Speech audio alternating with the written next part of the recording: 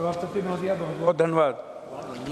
यह जो बजट है, जो सबसे ज़्यादा 41 से 45% परिवारों कर्ज का बोझ, जीडीपी, भारतीय परिवार केवल संपत्ति बनाने के लिए नहीं बल्कि मजदूरी और बढ़ती महंगाई में अपना गुजारा करने के लिए इस बजट में जीडीपी है। लगभग 197 लाख करोड़ रुपया के अनुमान का ये बोझ है। मैं आग्रह करूंगा कि लगभग जो स्थिति है, मैन्युफैक्चरिंग आज भी केवल 11 से 12% कार्यबल रोजगार दे पा रहा है। 2019 में कॉर्पोरेट टैक्स लगभग 30% से घटाकर 22% किया गया और 3% टैक्सेस ही कॉमन लोग, बड़े लोग देते हैं। 100% अप्रत्यक्ष टैक्सेस जो है वो कॉमन लोग देते हैं। और उसके बाद कॉमन लोगों की स्थिति इतनी दयनीय है, गरीबी के लिए कुछ भी नहीं, फार्मर्स के लिए नहीं, छात्र के लिए नहीं, बेरोजगारी के लिए नहीं। मेरा आपसे रिक्वेस्ट है कि जीएसटी में 2-3 चीज़ों पर ध्यान देना पड़ेगा। खाद पर, तेल पे, दवाई पे, सैनिटरी पे, कपड़े पे, स्वास्थ्य बीमा पे और गृह ऋण बीज पे और शिक्षा न्याय पे और आवास जो गरीबों के लिए है उस पर। मेरा रिक्वेस्ट है कि बेरोजगारी जो ऋण है वो बेरोजगारी भत्ता को बीए किए हुए युवा कम से कम 8,000 रुपया बेरोजगारी भत्ता जो लगातार डिमांड उठ रहा है और बच्चियों के लिए उस पर कुछ भी नहीं है। युवा रोजगार के लिए ऋण का ब्याज, सूद और ब्याज को खत्म करते हुए सरल प्रक्रिया से 10 से 20 लाख लोन कंपलसरी किया जाए। 1 साल के बाद उस रुपये को बैंक के द्वारा मंथलीकरण करके उसको रोजगार दिया जाए। निजी क्षेत्र में OBC, EBC, ST, SC, minority को स्किल युवाओं को 60% आरक्षण निजी क्षेत्रों में कंपलसरी, जिसमें बेटियों की भागीदारी को हर कीमत पर बढ़ाया जाए। किसी भी परिस्थिति में ST, SC, OBC, EBC, minority युवाओं की जो बेटियों हैं उसमें 60% आरक्षण देकर रोजगार देने की भागीदारी आवश्यक है। मत्स्य पालन, पशुपालन, मधुपालन में दलित, एसटी, ईबीसी के युवाओं को बढ़ावा जो एकदम कहीं से भी नहीं है, उसकी बहुत ही जरूरी है। छात्रवृत्ति की आवश्यकता बहुत ज़्यादा है, उस पर कहीं भी कोई प्रावधान नहीं किया गया। एग्जामिनेशन के लिए जो मिडिल क्लास, लोअर क्लास के बच्चे हैं जो प्रतिभा को जो एक्सेस बढ़ाते हैं, उसके लिए कोई भी प्रावधान एग्जामिनेशन के लिए नहीं है। छात्रों में मिडिल क्लास, लोअर क्लास को जो गरीब छात्र हैं उसके कोचिंग की व्यवस्था को कंपलसरी और फ्री करने का कोई प्रावधान नहीं है।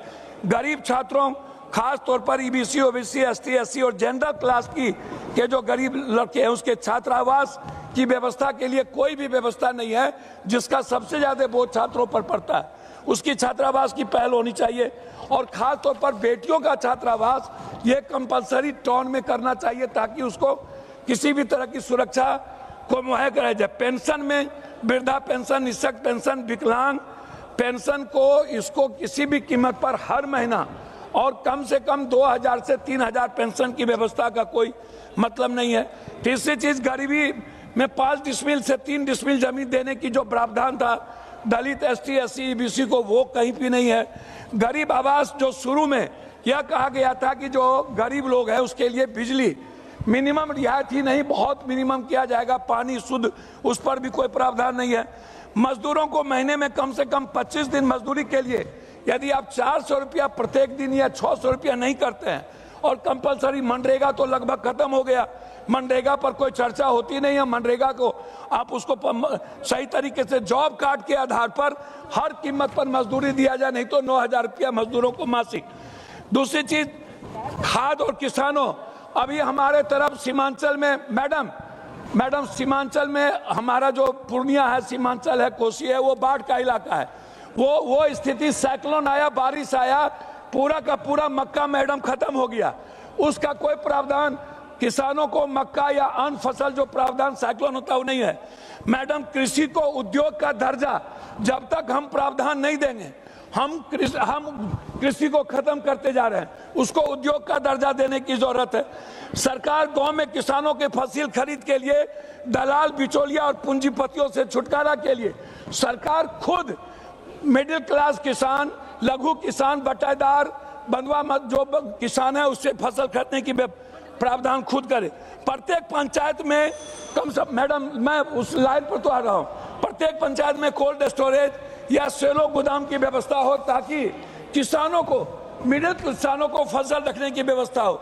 मक्का, मखान, धान, दलहन, तेलहन पर किसी भी कीमत पर जो मक्का सबसे ज्यादा भारत में सीमांचल पूर्णिया में होता है, मखान मेरे यहाँ होता है, वहां पर जब तक आप एमएसएमई के तहत आप प्रावधान 10-10 फैक्ट्रियों का नहीं देंगे मक्का पर, मखान पर, तो हम सीमांचल को नई ऊंचाई की ओर नहीं ले जाएंगे। एएमयू जो किशनगंज हमारे जीवन की सबसे महत्वपूर्ण है, एएमयू को आप इतना पीछे कर दिए हैं जिसका हिसाब नहीं, उस पर कोई इकोनॉमी का प्रावधान आपने नहीं किया है।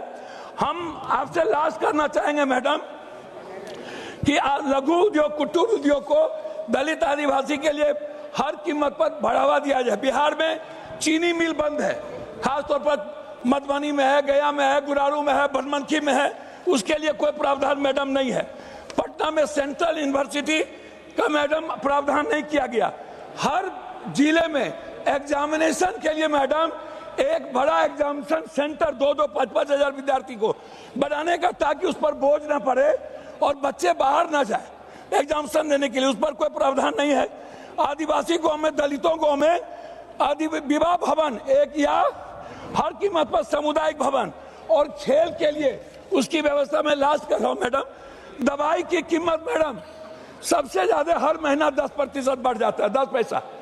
दवाई सबसे ज्यादा गरीबी बढ़ाता है मैडम। दवाई के कारण मेरा आग्रह है, मैं लास्ट कर रहा हूं मैडम 1 मिनट में, मैं आपसे आग्रह करूंगा, यदि गरीबी खत्म करना चाहते हैं, अल्ट्रासाउंड, सीटी स्कैन, एमआरआई, इसका जो और गरीब का जो कैंसर, ब्रेन ट्यूमर, हार्ट का जो इलाज है, इसको फ्री का प्रावधान नहीं है। ये जो ओबीसी गरीब का है, तो मेरा आग्रह है जो जांच है वो सरकारीकरण होना चाहिए, निजीकरण। लास्ट कर रहा हूं मैडम, लास्ट है। दूसरा मैडम आपसे आग्रह है मेरा कि हर कीमत पर जो गैस की बात हो रही है, जो दलित आदिवासी गरीब हैं उसकी रिफिलिंग, गैस की रिफिलिंग सरकार के तरफ से बिल्कुल फ्री किया जाए। मैं नदियों के कटाव को लेकर के चिंतित हूँ। हमारे तरफ कोसी, महानंदा, कमला, गंडक, किसान, लास्ट करो मैडम, लास्ट, वो क्लियर कंप्लीट हो रहा है। आपसे आग्रह है, हाई डैम हमारे यहाँ, उसके लिए आपका कोई प्रावधान नहीं है। आपसे आग्रह है मैडम कि नियोजित संविदा पर जो आज बच्चे और करोड़, इस पर अग्निवीर को लेकर के मेरा आग्रह है कि संविदा जैसी, नियोजित जैसी चीजों को खत्म करने का प्रावधान हो, कंपलसरी नौकरी का प्रावधान हो, और दूसरा चीज शुक्रिया मैम। की आवश्यकता है। मेरा डिमांड है आपसे, कल जो कर्मचारियों का उसको मैडम लागू करने का कोई प्रावधान। शुक्रिया मैम। हम चाहते हैं कल फाइनेंस मिनिस्टर साहिबा ने